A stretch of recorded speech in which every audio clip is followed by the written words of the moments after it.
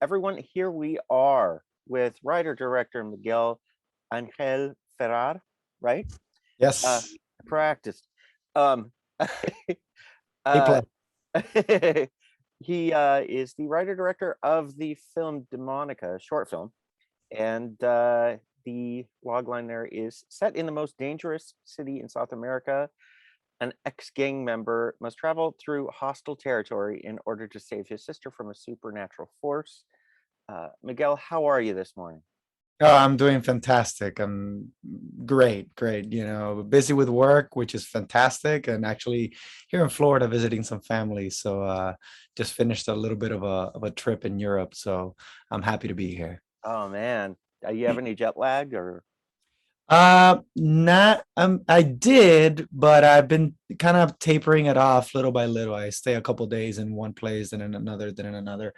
And I've been fortunate to be able to sleep on planes.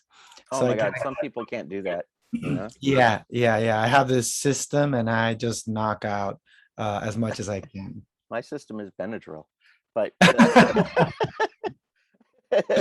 so talk to me about this project. I gotta tell you, I loved it.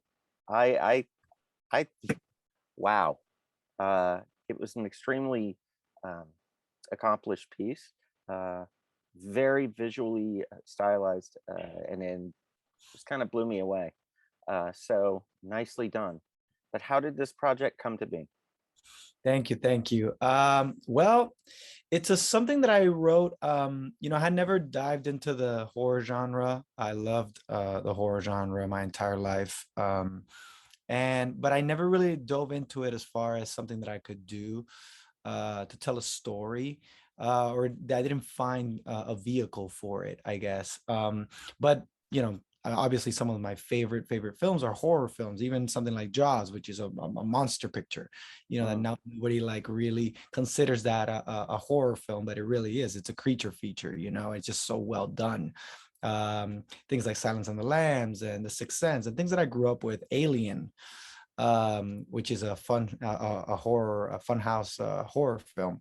In fact, I think I saw both of those in Spanish for the first time, uh, and they obviously marked me.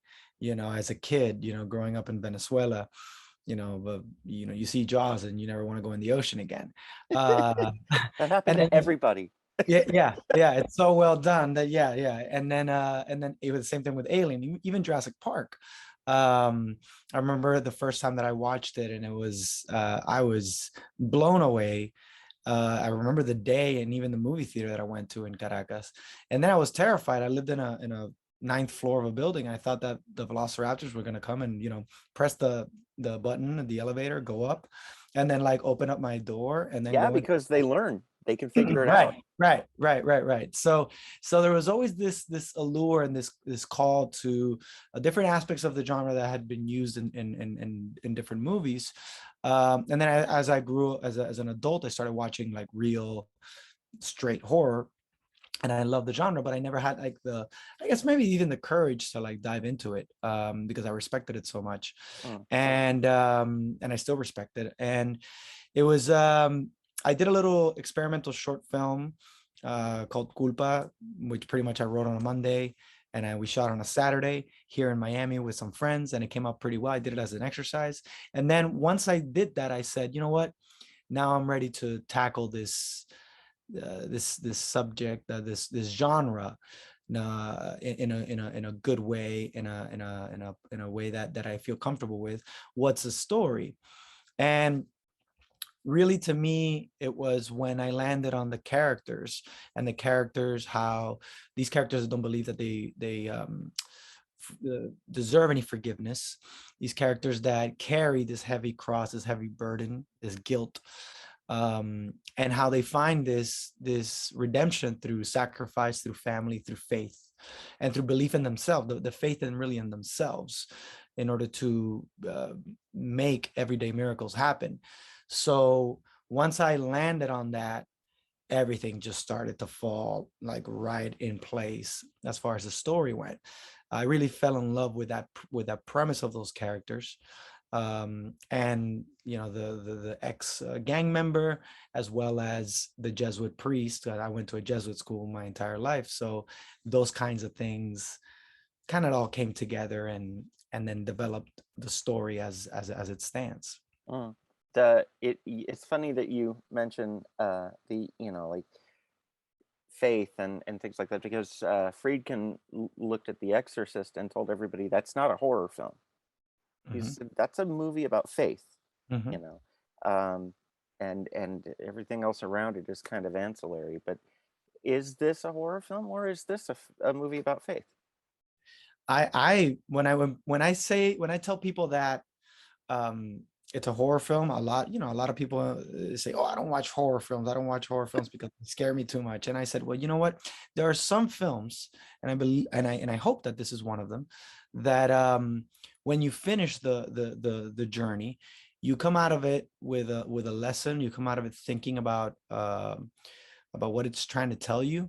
And it's really about faith. It's really about, but faith in oneself, faith in without giving anything away, faith in the ability that we have in order to let go of that guilt and those shackles of our past, whether it's something small or something huge, that literally shackle us, in order for us to be free and move forward, become a better version of ourselves, step into our worth, and make ourselves, our environment, our family, and our lives better.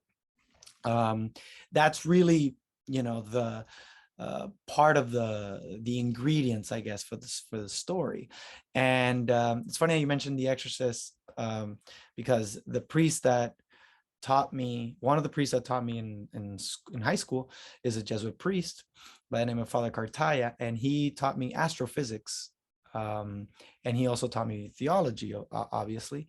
But he was the student of the Jesuit priest who The Exorcist is based on.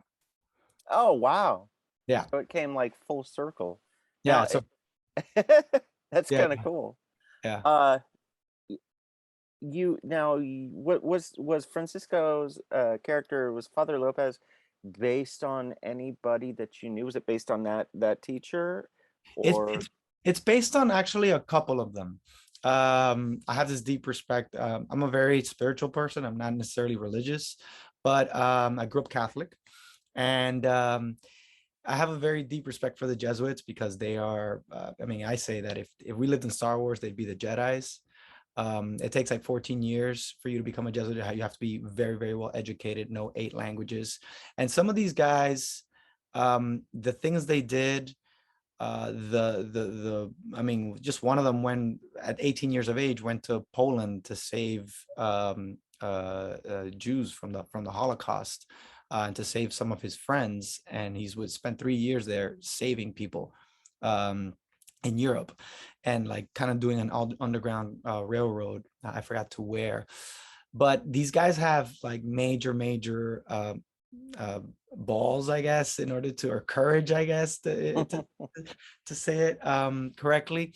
And Father Lopez is based on a kind of like a mix of some of those guys that I met. And actually, when Francisco was asking me about the role, he asked me, why this guy? Why is this guy so special? Why is Father Lopez, why not any other priest? And I said, well, because Father Lopez is like an alloy. He's the alloy of these guys, because he's very open in his way of thinking. So he's the type of Jesuit or Catholic priest that not only has done the rite of exorcism through the Catholic rite of exorcism, but has also gotten invited and gone to Africa to help in a rite in a small tribe in Botswana. He's also worked in the Amazon. He's also worked with Lutherans. He's worked with the Jewish community. I mean, he has this worldly view and this worldly experience as a character in the backstory that I came up with, and that's what gives him the umph. That's what gives him the strength, because he acquires the strength of all those little rivers. And that's why when he does the prayer, he does it in very many different languages. Mhm, mhm. It. Oh man, I had a. Okay, so Father Lopez, he's as the character, he has been all over. why is he in Caracas? Why is he in, like, why is he right there at that place at that time? Well, that is a okay. I'm gonna try to answer that without answering it because it's part of the feature film. Uh, Ooh, that was okay. Go. well, just like Maye, um, Father Lopez has a hidden past, and he's has his regrets and his guilt.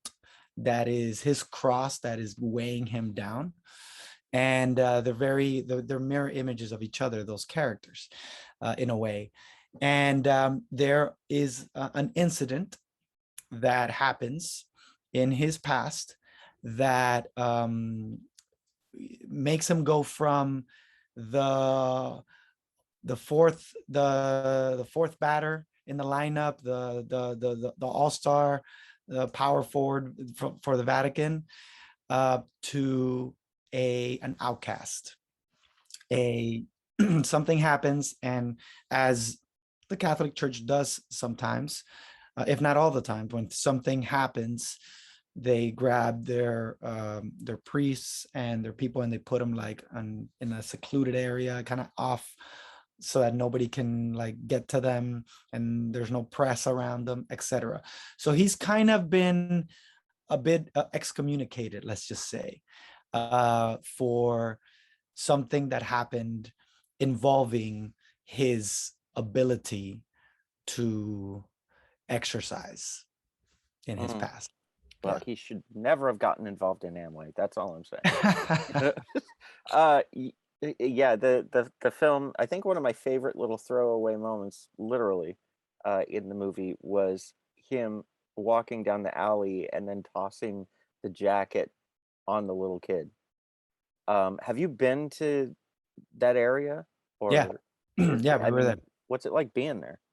Well, Caracas is, and it's also part of the bigger picture. That's why we had these shots, and I wanted to feel the city a little bit on the short, but in the feature, it's a much more of a character. Caracas is a monster. Caracas is a monster. If you let it, it will swallow you. And even from the aerial view, you can see the city and you can see these tendrils Mm. from the favelas, like kind of seeping into the city, like almost like not a virus, but like yeah, like a creature with tentacles and these tendrils coming in, and it's it's quite a bit of a, like I said, a monster. And um shooting there was, first of all, amazing. The people of the barrio de San Agustin, of the San Agustin favela, are amazing, giving, so beautiful. There's obviously a lot of poverty in the country, but that doesn't let, this is what I love about Venezuelans and about a lot of Latin American countries, that doesn't deter their spirit, to have fun and to have a good time and to be happy. And yes, they're in a shitty situation, but they make the best out of it. Um, and they're survivors. And shooting there, I mean, everybody welcomed us with arms wide open. I mean, the kids were fantastic. The families. It was surreal. It was surreal. I had been wanting to shoot there for a long time, and I was just so happy that Will Romero and Xavier Tuñez and the whole production team put it together down there, and we were there pretty much the whole day shooting, and it was surreal, amazing. I wanted to shoot there because to get those kinds of textures and to get those kinds of characters, you can't replicate that. That's No, real. no, Yeah. it was very well done. So you teased a feature. Yes, Where are yes. we at with that, and when can we see it? Well, we are right now we're casting. We have one casting attachment, which I can't reveal just yet, but we're casting, and hopefully we'll be shooting it early 2022. That's our goal. We don't know how much of it we're going to shoot in Venezuela because it's the the situation there is dire. We want to shoot as much as possible there, but there's always places where we can shoot nearby that are creating movie magic and making it seem like it. In fact, all the interiors. I don't know if you saw the behind the scenes, but all the interiors um, of the short were shot at my house in Highland Park in Los Angeles. Wow. Yeah, our production designer Vince Sanchez Zambrano came from New York, who's also Venezuelan, came from New York and built the entire hallway inside my living room, and then built the room in the garage. And I'll send you a link to the behind the scenes so you can check that Okay. out. He did a phenomenal job, and then John Michael lighting it. It was we turned my house into a movie studio pretty Yeah, the much. lighting was spectacular. It was really good.